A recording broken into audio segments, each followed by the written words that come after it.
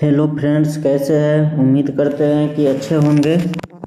आज हम लोग देखेंगे कि रेलवे एनटीपीसी का जो वैकेंसी आई है न्यू 2025 में, उसका सिलेबस और उसकी कटअप कितनी जाएगी, उसमें सैलरी कितनी मिलती है, उसकी तैयारी कैसे करें, इसके बारे में आज हम लोग आज जानेंगे। आज हम लोग बात करते हैं कि जो सबसे पहले जो है वो रेलवे एनटीपीसी का सिलेबस क्या है, क्या क्या हमको पढ़ना होगा उसको निकालने के लिए। तो सबसे पहले जो हम लोग देखते हैं मैथ कितने मार्क्स के आएंगे। तो जो मैथ होंगे वो 30 मार्क्स के आएंगे। कितने क्वेश्चन आएंगे? 30। रीजनिंग आते हैं 30 और जीके आएंगे 40। टोटल कितने हो गए? 100 क्वेश्चन 100 मार्क्स के आएंगे। टोटल कितने हो गए? 100 क्वेश्चन 100 मार्क्स के आएंगे। इसमें हम लोग देखते हैं कि ये 30 ये 40 100 क्वेश्चन हम लोग को क्या होते हैं? बनाने होते हैं। ये क्या है? रेलवे एनटीपीसी का सिलेबस है। आगे हम लोग देखते हैं कि इसमें जो है आगे का क्या है। आगे हम लोग देखते हैं कि कितने मार्क्स लाने होते हैं सिलेक्शन के लिए। तो जो सिलेक्शन के लिए जो हम लोग को मार्क्स लाना होगा, कितने में से? 100 मार्क्स के। हम लोग देखें कितने नंबर के एग्जाम होता है? 100 नंबर के। अब 100 नंबर में जो है कितने मार्क्स लाने होंगे। देखिए, ये तो जो कटअप है वो पूरी तरह से पेपर के लेवल पर निर्भर करता है। जैसी लेवल होगी उस हिसाब से कटअप जाती है। यदि हम लोग बात करें कि इजी टू मॉडरेट, कैसा? इजी टू मॉडरेट पेपर कैसा होगा? Easy to moderate. यदि इजी टू मॉडरेट पेपर आए तो जो उसका कटअप होगा कितना जा सकती है, तो ये जो कटअप होगा लगभग यूआर ओबीसी ईडब्ल्यूएस इन लोगों का कटअप लगभग 2-4 नंबर के आगे पीछे होता है, वो लगभग सेम ही जाता है। तो इन लोग का कटअप जो होगा वहीं 80 से 85 के बीच में होगा। यदि पेपर इजी टू मॉडरेट आती है तो एससी का जो होगा वो कितना होगा? 70 के आसपास होता है, 70 से 72 के। और एसटी का जो कटअप होगा वहीं 65 से 70 के बीच में रहेगी। क्या? यदि पेपर मॉडरेट टू इजी रहता है। दूसरा लेके चलते हैं, यदि पेपर हार्ड आई तो क्या होगा। यदि पेपर हार्ड आती है तो क्या होगा? अगर पेपर हार्ड आई तो इसकी कटअप हो सकती है कि 75 पर भी हो जाएगा या 72 से 75 के बीच में कटअप रहेगी अगर पेपर ज़्यादा हार्ड आई तो। वहीं देखते हैं एससी का, ये जो कटअप होगा 72 से 75 ये यूआर ओबीसी और ईडब्ल्यूएस के होंगे। यदि पेपर हार्ड आती है तो एससी का जो कटअप होगा ये कितना जाएगी? वहीं जो है इसके 65 के आसपास रहती है और एसटी का कटअप 60 के आसपास रहेगा। ये जो है क्या है? एसटी का कटअप हो गया, ये एससी का कटअप हो गया। और यूआर ओबीसी ईडब्ल्यूएस के जो लगभग होगी 75 से 72 तक के आसपास में रहती है अगर पेपर हार्ड आती है तो। यदि इजी टू मॉडरेट आएगी तो ए जाएगी। तो ये जो कटअप होता है वो पूरी तरह से डिपेंड करती है पेपर के लेवल पर कि लेवल कैसा है। आगे हम लोग देखते हैं कि ये तो हो गई कटअप की बात कि इतना हम लोग को लाना होगा या आपको लाना होगा किसके लिए? सिलेक्शन यदि लेना है तो। आगे देखते हैं हम लोग क्या है कि हाँ सैलरी कितनी मिलेगी। जो एनटीपीसी है इसमें 2 तरीके के फॉर्म भरे गए हैं। एक तो ग्रेजुएशन पर, क्या है? एक ग्रेजुएशन पर और एक भरी गई है अंडर ग्रेजुएशन पर। क्या है? अंडर ग्रेजुएशन और एक अंडर ग्रेजुएशन। तो अंडर ग्रेजुएशन पके जो है इंटरमीडिएट पके, हम लोग इसको समझ सकते हैं क्या? इंटरमीडिएट या 12th पके जो भरी गई फॉर्म वो लेवल 2 या लेवल 3 के लिए भरी गई है। तो जो इसकी सैलरी है अभी के हिसाब से देखिए 7वें पे कमीशन, अभी 8वें तो आए नहीं है, जनवरी से लागू होने की बात चल रही है। 7वें पे कमीशन के यदि हम लोग बात करें 7th सीपीसी के हिसाब से, तो अभी जो इसकी सैलरी मिलेगी आपको इन हैंड 35 से 40 के बीच में मिलेगी। कितना मिलेगी? 35,000 से 40,000 के बीच में मिलेगी सैलरी। क्या? लेवल 2 और लेवल 3 के, यदि इसमें आपका सिलेक्शन होता है तो। 8वें पे कमीशन के बाद ये सैलरी बढ़ सकती है या बढ़ जाएगी, अभी इतना ही है। लेवल 5 का अगर हम लोग देखें तो लेवल 5 में 2 तरीके का पोस्ट है, एक है क्लरिकल और एक होते हैं गार्ड। कौन कौन सा? एक होता है क्लरिकल और एक होता है कौन सा? एक और तरीका क्या होता है वो है गार्ड की। तो जो गार्ड की होती है, क्या चीज़ की? गार्ड की, इसको मिटा देते हैं हम लोग। जो गार्ड की है वो कितनी होगी? इसमें 2 तरीके की वैकेंसी आएगी, गार्ड और क्लरिकल। क्लरिकल का हम लोग देखें तो ये रहा आपका, ये हो गया गार्ड। क्लरिकल का जो होता है इनको कहीं दूसरे जगह जाना नहीं पड़ता है, एक जगह बैठ के काम करना होता है। तो इनकी सैलरी जो है अभी के डेट में जो मिलती है 50,000 के आसपास मिलती है। कितना? 50,000। यदि आपका लेवल 5 में गार्ड में होता है तो आपको इन हैंड सैलरी जो होगी, जो ट्रेनिंग के बाद होगी, ट्रेनिंग में आप रहेंगे तो आपको भी लगभग इसी के आसपास मिलेगा। इससे थोड़ा कम मिलेगा लेकिन ज़्यादा नहीं मिलेगा। लेकिन जैसे आप ट्रेनिंग कंप्लीट कर लेते हैं, आपको जब ट्रेन पर चढ़ जाते हैं ड्यूटी के लिए, उसके बाद से जो आपकी सैलरी होगी वो कितनी होगी? 80,000 से लेकर 1 लाख तक। कितना? 1 लाख तक आपकी सैलरी हो जाएगी। किसकी? गार्ड की। गार्ड की सैलरी बहुत ज़्यादा मिलती है, हालांकि इसमें मेहनत भी ज़्यादा होता है। इसलिए क्लरिकल में अगर आप है लेवल 5 में तो 50,000 के आसपास मिलेगी अभी, और गार्ड में है तो 80,000 से 1 लाख के आसपास। अब रहा लेवल 6। यदि आप लेवल 6 में हैं, किस में है? लेवल 6 में। लेवल 6 में है तो आपको वहीं सैलरी जो जाएगी वो कितनी जाएगी? 60,000 के आसपास। कितने? 60,000 से 65,000 के बीच में जाएगी, जो कि स्टेशन मास्टर वगैरह का होता है उनकी 60 से 65,000 के बीच में जाएगी लेवल 6 की। ये होगी आपकी सैलरी के बाद। यदि आप सिलेक्शन लेते हैं तो आप जिस लेवल पर सिलेक्शन लेंगे उस हिसाब से आपको सैलरी मिलती है। आगे हम लोग बात करते हैं आगे कि एनटीपीसी क्या। अब हमको निकालना है एनटीपीसी, तो तैयारी कैसे करें? तो अब बात रही कि सबसे पहले तैयारी के लिए किसी भी एग्ज़ाम को निकालने के लिए हम लोग को सबसे जो पहला काम करना चाहिए वो सिलेबस पर ध्यान देना चाहिए। किसमें? सिलेबस में। तो सिलेबस जो है एनटीपीसी के वो क्या है? मैथ है। मैथ कितने मार्क्स का आता है? 30 मार्क्स का। रीजनिंग कितने मार्क्स का अभी बताए थे? 30। जीके कितना आता है? 40।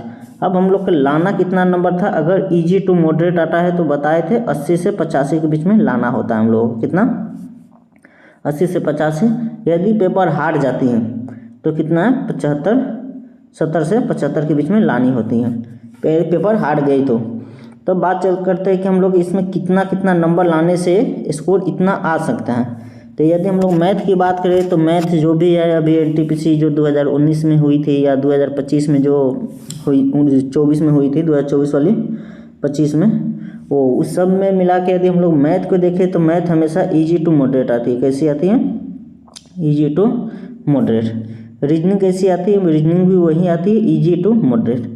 यदि ये इजी टू मॉडरेट आते हैं तो हम लोग 30 में से यदि सही से तैयारी करें 30 में से 28 आराम से लाया जा सकता है, और रीजनिंग में भी 28।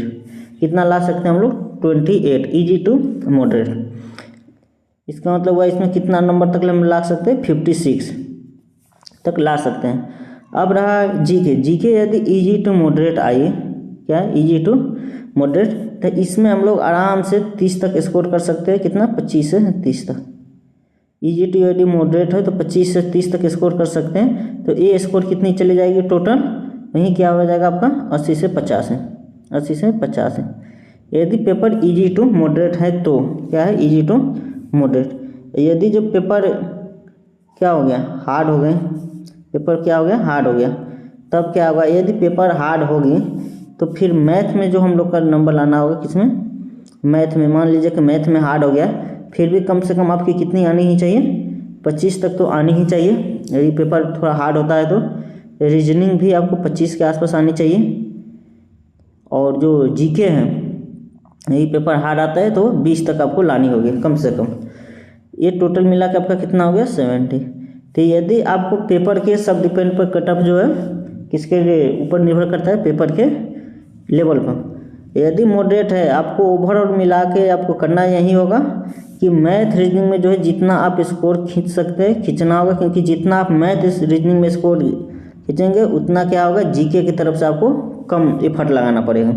यदि मैथ रीजनिंग में आप यदि पीछे हटते हैं तो फिर आपका सिलेक्शन कभी भी नहीं हो पाएगा, क्योंकि एनटीपीसी के जो सिलेबस में है वो मैथ रीजनिंग ही मेन जान है इसका। अब जितना खींच सकते हैं मैथ रीजनिंग में खींचे, क्योंकि यदि आप 60 में 60 मान लीजिए बहुत सारे बच्चे बना लेते हैं, फिर उसको लिए क्या हो जाता है कि जीके करना ये होता है। यदि मॉडरेट तो ईजी आया जीके तो आराम से 25 भी कर लिए, 20 भी कर लिए, यदि उनका जीके कमजोर है तो फिर भी उनका सिलेक्शन क्या हो जाएगा? हो जाएगा। इसलिए आप लोग कोशिश करें कि मैथ रीजनिंग क्या? मैथ और रीजनिंग में सबसे ज़्यादा स्कोर करने की रखना। जो एनटीपीसी यदि आपको निकालना है तो सबसे ज़्यादा जो आपको फोकस करने वाला चीज़ है वो क्या? हम मैथ और रीजनिंग पे। और जो आपकी जो है जीके पे, उसके बाद क्या करना है जीके पे। जीके कहाँ से पढ़ना है, जीके आप लोगों को ज़्यादातर कोशिश करें पीवाईक्यू पढ़ने की। आपको अगर जीके में पीवाईक्यू पर अगर पकड़ रखते हैं तो आपकी स्कोर अच्छी खासी हो सकती है। यदि आपको जीके में पीवाईक्यू पर पकड़ नहीं है तो स्कोर करना बहुत मुश्किल होगा आपको। जीके और मैथ दोनों के लिए बता रहे, जीके और क्या मैथ दोनों के लिए आपको पीवाईक्यू, रीजनिंग है, जीके है, इस सब के लिए क्या करना पड़ेगा, पीवाईक्यू पर सबसे ज़्यादा ध्यान देना। अगर जो अभी एग्जाम हुई है 2024 में उन सारे के क्वेश्चन आप लोग पढ़ जाएंगे तो अच्छा रहेगा। 2019 में हुई थी एनटीपीसी, उसकी भी क्वेश्चन पढ़ जाए तो अच्छा रहेगा। इस बार के जो कटअप गई थी थोड़ी कम गई थी, क्या गई थी, थोड़ी से कम गई थी ग्रेजुएशन वाले का। ग्रेजुएशन वाले का कटअप क्या हो गया था, थोड़ा कम गया था, लगभग सारे जो उनका कटअप 70 से 75 के बीच में ही रह गए थे। इसकी वजह क्या थी कि जीके जो था, क्या जीके था वो हार्ड में कर दिया था, क्या कर दिया था, हार्ड कर दिया था जीके। लेकिन मैथ रीजनिंग था अभी भी इजी टू मॉडरेट था। यदि कोई मैथ रीजनिंग में 60 कर लिया था तो उसके जीके अगर 10 से 12 भी बना पा रहे थे वो, तो क्या हो रहा था, उनका सिलेक्शन प्री में हो जा रहा था। मेंस के बाद बात में करेंगे कि उसका क्या होता है, कैसे करना होता है, ये होता है इनका एम। अब बात करते हैं कि हम लोग क्या चीज़ का, इसका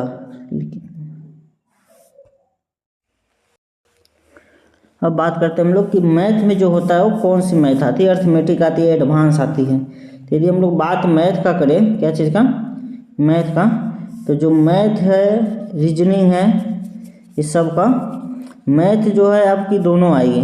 दोनों का मतलब कहने का अर्थमेटिक और एडवांस दोनों, अर्थमेटिक और एडवांस दोनों। अब 21 में से कितना आएगा ये बताते हैं अभी। आपका जो मैथ होगा वो क्या आएगा, एडवांस भी आएगा और अर्थमेटिक भी आएगा, अरिथमेटिक। ये एडवांस और अरिथमेटिक। एडवांस कम से कम आप लोग ध्यान रखें कि 10 से नीचे क्वेश्चन नहीं जाएगा, मिनिमम 10 जाता ही जाता है। एडवांस मैथ में अगर देखें तो कौन कौन से मैथ आती हैं, वो जो हो जाती है आपकी ज्योमेट्री, उसके बाद ट्रिगो, उसके बाद अलजेब्रा, उसके बाद क्या हो जाता है, ज्योमेट्री, ट्रिग्नोमेट्री, अलजेब्रा, उसके बाद हो गया आपका मेंसुरेशन। ये सब क्या होती है, एडवांस मैथ है। मिनिमम 10 आएगा ही आएगा। अरिथमेटिक में जितना भी हम लोग वो पढ़ते हैं, time and work, percentage, profit loss, औसत, जो भी चैप्टर है सब क्या है, अरिथमेटिक का है। तो एडवांस भी आपको पकड़ के चलना होगा। हालांकि एडवांस में कुछ खास ज़्यादा हार्ड क्वेश्चन नहीं आती है, क्योंकि इसमें के जो भी क्वेश्चन होंगे एडवांस का, ट्रिगो, ज्योमेट्री, अलजेब्रा, ये सब फार्मूला बेस होंगे। कैसे बेस होंगे, फार्मूला बेस होते हैं ये सारे के सारे क्वेश्चन। मतलब आप लोग ध्यान रखिए कि इसमें जो एडवांस मैथ की यदि आप लोग तैयारी करते हैं तो इसमें ध्यान रखिए क्या चीज़ का आपको तैयारी करना है। मेन रूप से अगर यदि एडवांस पढ़ रहे हैं तो फार्मूला पर ज़्यादा पकड़ रखना है, और फार्मूला उसके इम्प्लीकेशन मतलब उसका जो है अप्लाई कैसे करना है उस फार्मूला का, उस पर ध्यान रखें। अरिथमेटिक आप लोग अच्छे से समझ के करें। इसमें जो आप यदि कोई ट्रिक वगैरह रट के जाते हैं तो ज़्यादा काम नहीं आएंगे, क्योंकि पूरी तरह से अंडरस्टैंडिंग बेसिस होता है वो, ठीक है। बाकी हम लोग देखते आगे रीजनिंग का तैयारी कैसे करना है आपको। रीजनिंग के तैयारी कैसे करना है, रीजनिंग में भी दो तरीका का होता है। एक जो होता है वो स्टेटमेंट बेस्ड रीजनिंग आता है, एक डायरेक्ट आता है। तो रीजनिंग में जो है आपको सिर्फ प्रैक्टिस कर लेने से हो जाएगा। क्या है, कोई भी बुक उठा के प्रीवियस ईयर के, कोई भी बुक प्रीवियस ईयर के उठा के यदि आप लोग लगातार कोई प्रैक्टिस करते हैं तो हर एक चैप्टर से आप लोग क्या कर सकते हैं, 100 चैप्टर से 100 क्वेश्चन यदि आप प्रैक्टिस कर देते हैं, कितना क्वेश्चन, 100 क्वेश्चन यदि आप लोग प्रैक्टिस कर जाते हैं रीजनिंग से हर चैप्टर से, तो आपकी समझिए लगभग रीजनिंग तैयार हो जाती है। उसके बाद आप चाहे तो इनको लगातार टेस्ट लगा कर इसमें आप अच्छे मार्क्स ला सकते हैं। इसमें आता है कोई स्टेटमेंट बेस, उसको आपको समझना पड़ेगा। आप यूट्यूब से कहीं से भी इसको कर सकते हैं, स्टेटमेंट बेस वाले क्वेश्चन से। जीके के बता ही दिए कि इसमें क्या करना है, पीवाईक्यू पर सबसे ज़्यादा ध्यान देना है। क्या चीज़ पर, पीवाईक्यू, जो प्रीवियस ईयर क्वेश्चन होता है उसके ऊपर आपको जितना ज़्यादा ध्यान देंगे उतना बेहतरीन रहेगा, ठीक है। आगे सब हो गया इसमें कि आपको कितने नंबर लाने होंगे बता दिया गया। इसमें सैलरी कितनी मिलती है, एनटीपीसी का निकालना कैसे है, इसलिए आप लोग ध्यान रखें। सबसे ज़्यादा इसमें हम बार बार बोल रहे हैं कि आपको मैथ और रीजनिंग पर सबसे ज़्यादा ध्यान दें, क्योंकि जब मैंने भी 2 बार एग्ज़ाम दिया था इसका एनटीपीसी का, दोनों बार मेरा प्री निकला। फर्स्ट बार में मेरा सिलेक्शन हो गया है, अभी मैं कार्यरत हूँ। उसके बाद अभी सेकेंड बार जो मैंने दिया था वो अभी क्या है CBT 2 दे दिया हूँ, उसका भी रिजल्ट आना बाकी है, अभी उसका रिजल्ट आया नहीं है टाइपिंग के लिए। आगे जो है देखिए, इसमें जो सबसे ज़्यादा आपको ध्यान बार बार बोल रहे हैं रखना होगा क्या, मैथ और रीजनिंग है, क्योंकि आपकी अगर मैथ और रीजनिंग अच्छी है तो आप स्कोर अच्छा खासा कर सकते हैं। मैंने भी यही किया था, जब जब मैंने एग्ज़ाम दिया मेरा टारगेट यही रहता था मैथ और रीजनिंग में अच्छा सा अच्छा स्कोर करे। हमेशा मैंने क्या किया, जब जब ये एग्ज़ाम दिया तो 60 में मिनिमम मेरा जो स्कोर रहता था वो 56 से 58 के आसपास ही रहता था। इसलिए क्या होगा, ये सिलेक्शन होना थोड़ा इजी हो जा रहा था। इसलिए आप लोग भी कोशिश करें मैथ और रीजनिंग में क्या करें, बेहतर से बेहतर स्कोर करें, और जीके थोड़ा कम भी रहता है तो चल जाएगा। धन्यवाद।